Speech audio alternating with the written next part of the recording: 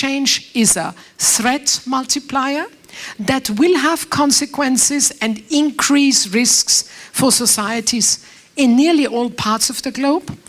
But the good news is that the European Union is uniquely well placed to act and now to immediately turn to our action. I think, as in many other areas, there is a direct link between the level of ambition of the EU's internal agenda on climate change and energy, and also our credibility externally. Our objectives set out in the new integrated climate change and energy policy that were agreed at the Spring European Council are clearly ambitious, and there also is the political commitment to delivering them, I can say, is really strong. Climate change is, of course, a global phenomenon and therefore requires global action. And as I've said, our international influence depends on the credibility, of course, of our internal agenda, what we are doing. And the environmental standards we are setting will set, I think, the standard both for imports and exports, driving more environmental production in other parts of the world. So Europe's soft power, I think, is also real here. But do our actions have an impact? That is the question. My answer is yes. But we need to do more, both collectively and individually, if we are to reach the very ambitious targets we have set ourselves. We are starting to use a greater range of energy resources. And of course, the high cost of hydrocarbons is one of the factors driving us. And I must tell you, I'm an incorrigible optimist. I'm confident that we will find new technologies to improve the performance of both traditional sources of energy and renewables. Tackling climate change and its impact is a major foreign policy challenge of our times. No doubt, many of you will have heard Gandhi's most famous saying, "The future depends on what we do in the present." Well, I believe it does, with a window of 15 years to act. So we will need to act all together. Difficult question.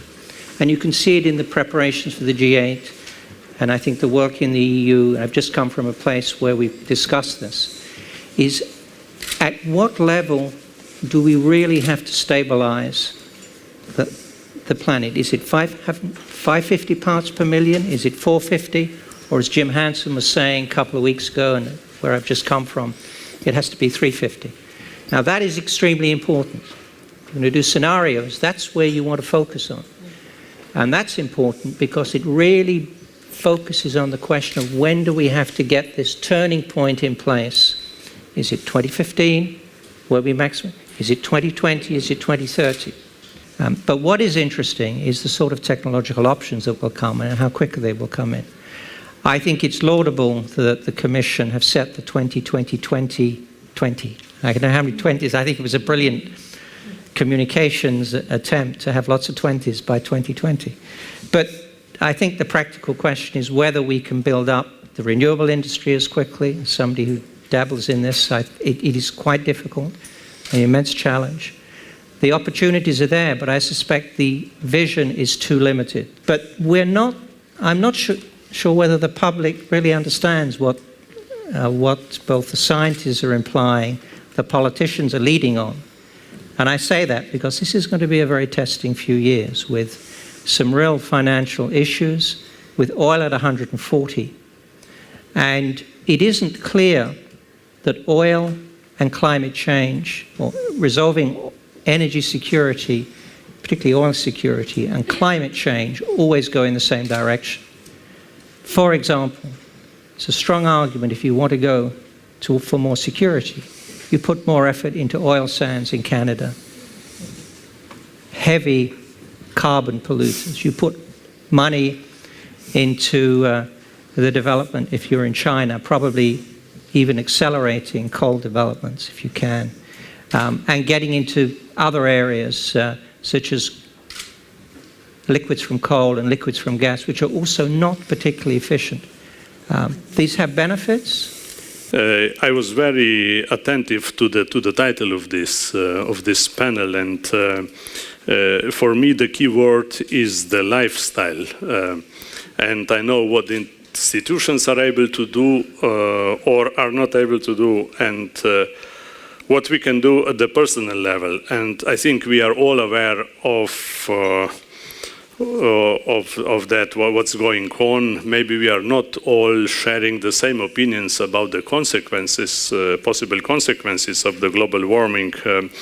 And we all know that we are facing also, I would say, a major unpredictability.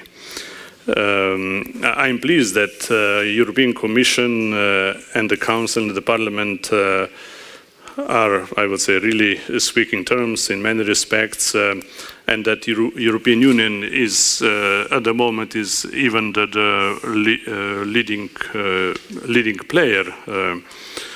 I'm sure that this issue, because we like to speak about democratic deficit, about citizens, closeness to the citizens, that the personal question or personal answers will be more and more important, because institutions can do a lot. But if the citizens will not be fully engaged, if we will continue with the old attitudes also concerning our daily life,